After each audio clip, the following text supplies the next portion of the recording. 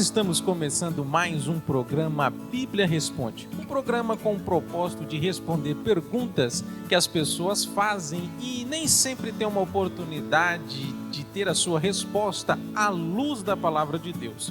E para responder essas e outras perguntas, como sempre nós fazemos, pastor João Carlos Hermosa. Pastor, bom dia. Graças a Deus, um bom dia a todos, um prazer retornar, não é? Semana passada não deu para a gente fazer esse quadro tão importante devido à ceia do Senhor, mas hoje retornando aqui para ver o que a Bíblia tem para nós, né? Porque aqui a Bíblia responde. E como sempre nós fazemos, nós escolhemos 3 perguntas que nos são enviadas para o pastor responder aqui, para você também sanar a sua dúvida. E mandou para nós a primeira pergunta, o Tito Alves. Ele pergunta: é pecado jogar na loteria? Ô Tito, é um prazer poder te receber. Pelo seu nome eu vejo que você tem raízes cristãs, não é? Tito foi um grande cooperador de Paulo e fez um grande trabalho. Ele era destemido e pôde fazer um grande trabalho entre os bárbaros. Difícil pegar entre os bárbaros, mas a sua pergunta é muito propícia. E é sempre feita essa pergunta para o novo convertido, quer dizer, aquele que está chegando à igreja, à comunidade cristã. É pecado jogar na loteria? Tito e todos que vão nos ouvir, não tem nas escrituras, não tem um texto dizendo assim, ó, não joguem na loteria. Não existe esse texto. Só que tem o seguinte, então, eu posso jogar? Vamos ver o que a Bíblia responde? E o primeiro versículo, irmão, onde está lá em Provérbios. Provérbios capítulo 16, versículo 33. Diz assim: a sorte é lançada no colo, mas a decisão vem do Senhor. A sorte é lançada no colo. Então a sorte é uma questão de incerteza. E Deus não é Deus de incerteza. Deus é Deus de certeza. Ele é imutável, Ele é eterno. Ele não muda. A sorte é insegura. Então a primeira pergunta acerca do jogo, o jogo é uma incerteza. E com Deus não existe incerteza. Amém? Há uma outra coisa, continuando aqui, não é? Jogar na loteria, quando você joga na loteria, você está querendo ser rico. Então agora, é pecado jogar na loteria? Primeiro, jogar uma incerteza. Então é uma coisa incerta. Ao jogar na loteria, você está querendo ser rico. O que traz a riqueza? 2 versículos para a riqueza. 1 Timóteo 6 e 9.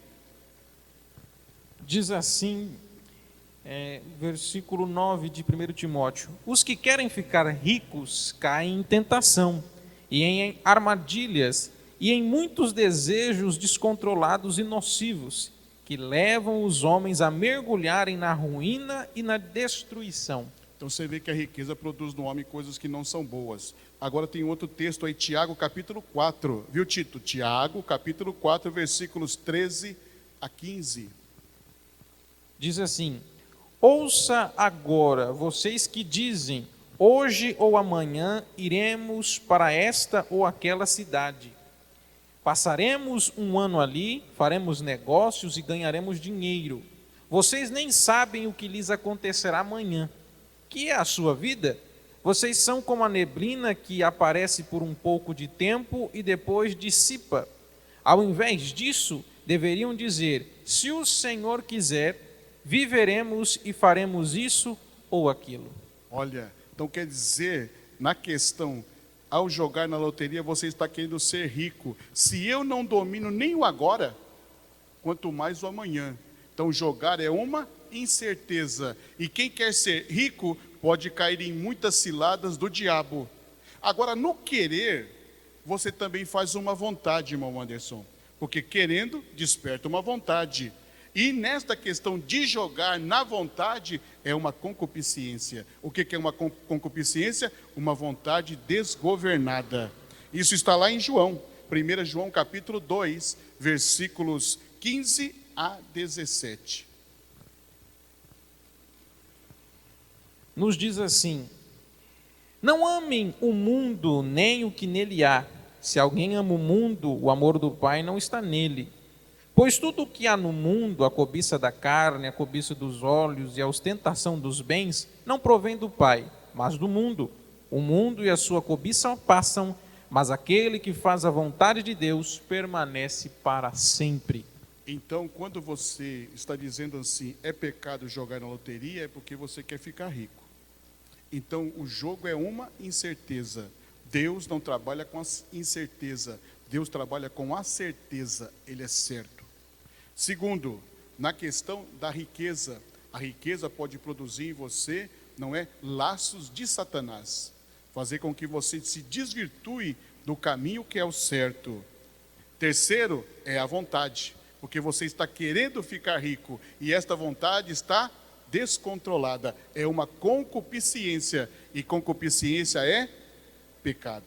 Só que existe uma coisa: jogar riqueza e vontade traz uma outra coisa dentro do jogar. Se é pecado jogar na loteria, o vício. E o vício faz com que você fique escravo daquilo. E Jesus não nos chamou para a escravidão. Isso está lá no Evangelho de João, capítulo 8, versículo 36. Diz assim: portanto, se o Filho vos libertar, vocês de fato serão livres. Olha, então aí está bem claro que Jesus não quer que eu me escravize por nenhum vício. Esta pergunta, é pecado jogar na loteria? Nós podemos expandir isso aqui. É pecado tomar um pouquinho só de cerveja? É um pecado um pouquinho tomar só um pouquinho de vinho? Então nós temos que tomar cuidado. O jogo é incerteza. Deus não trabalha com a incerteza, Deus trabalha com o certo. O jogo é porque você quer ficar rico. A riqueza pode ser uma cilada de Satanás. O querer é uma vontade que está descontrolada. A vontade gera o vício, e o vício gera escravidão, e a escravidão não pertence a Deus. Deus te chamou para a liberdade. Agora a pergunta é pecado jogar na loteria? Você decide, você é livre. Nós vamos para a segunda pergunta, e a segunda pergunta vem da Rosana Batista. Ela faz a seguinte pergunta: qual a diferença de tentação e provação? Como que chama mesmo? Rosana Batista. Oi, Rosana Batista, um prazer poder te receber aqui no nosso programa A Bíblia Responde. Um abraço para você, para sua família, não é? Que vocês estejam passando bem esta quarentena. Muito obrigado por sua pergunta. A diferença entre tentação e provação. A tentação está lá em Tiago. Tiago, capítulo 1, versículos 13 a 15. Vamos ver o que é a questão da tentação. Diz assim: quando alguém for tentado, jamais deverá dizer, estou sendo tentado por Deus, pois Deus não pode ser tentado pelo mal, e a ninguém tenta. Cada um, porém, é tentado pelo próprio mau desejo, sendo por este armado e seduzido. Então, esse desejo, tendo concebido, dá a luz ao pecado, e o pecado, após ser consumado, gera morte. Então, primeiro vamos compreender o que é tentação. Tentação não é algo produzido por Deus, é algo produzido por vontade. Desejo de uma sedução. Então, isto não provém de Deus. Então, eu compreendo que eu sou tentado pela minha vontade, desejo que me seduz. E para isso nós vamos ter mais uma resposta no Evangelho segundo escreveu São Mateus, capítulo 4, versículo 3, acerca da tentação. Que diz assim: o tentador aproximou-se dele e disse, se és o Filho de Deus, manda que estas pedras se tornem em pão. Um dos nomes de Satanás é tentador. Então ele veio para tentar. Interessante que Satanás, ele não tenta do nada. Houve uma vontade em mim. Observe o versículo 2 aí, lê para nós, por gentileza, do Mateus. Depois de jejuar 40 dias e 40 noites, teve fome. Esta fome foi o desejo de Jesus. Só que é um desejo natural ter fome. Isso quer dizer que às vezes desperta dentro de mim um desejo e Satanás pode levar isso para o lado mal, me seduzir ao mal, porque houve uma necessidade. Interessante isso. Então, eu já compreendo o que é tentação. Tentação não provém de Deus, tentação provém de um desejo meu, e se esta minha vontade não é, Satanás se aproveita para produzir em mim sedução. Agora, a pergunta é, a diferença entre tentação e provação. O que é provação? Tiago, capítulo 1, versículos 2 e depois o versículo 12. Diz assim: meus irmãos, considerem motivo de grande alegria o fato de passarem por diversas provações.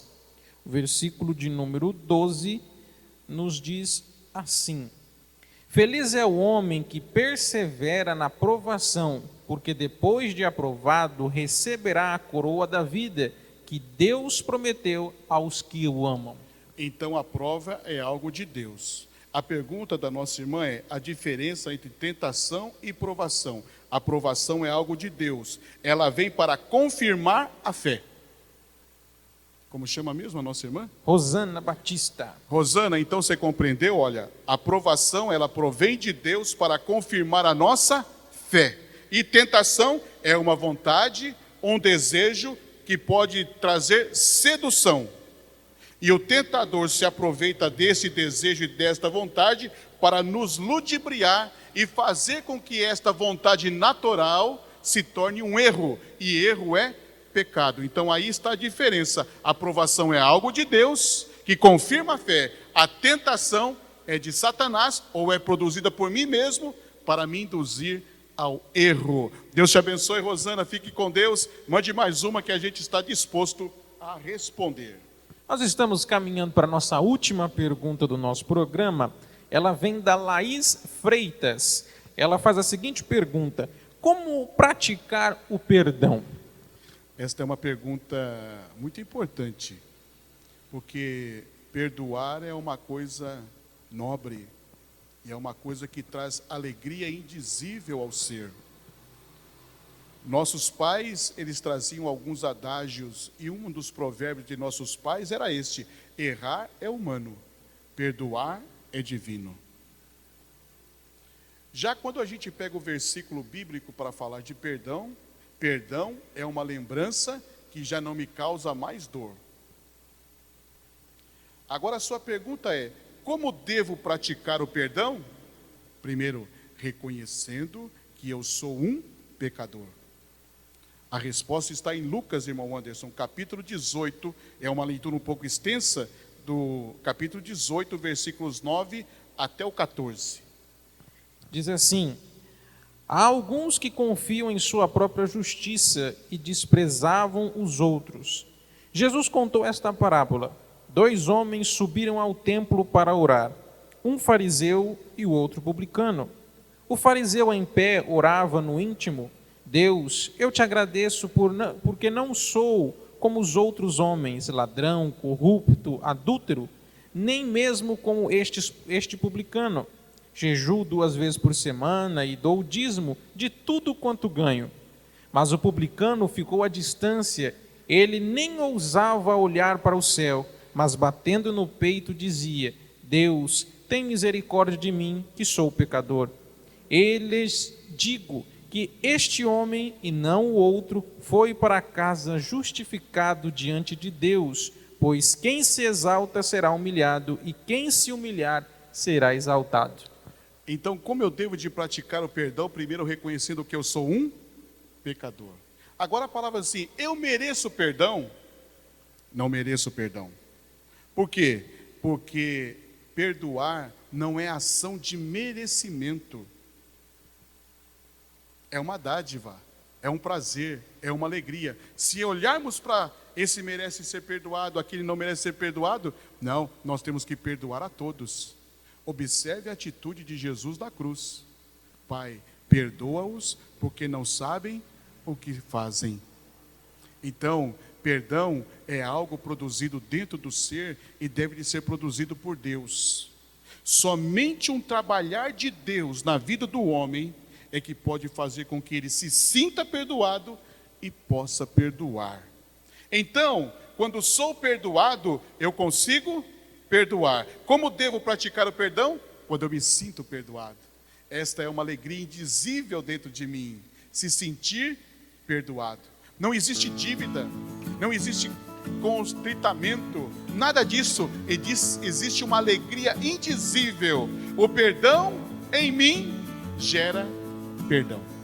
A pergunta é: como devo praticar o perdão?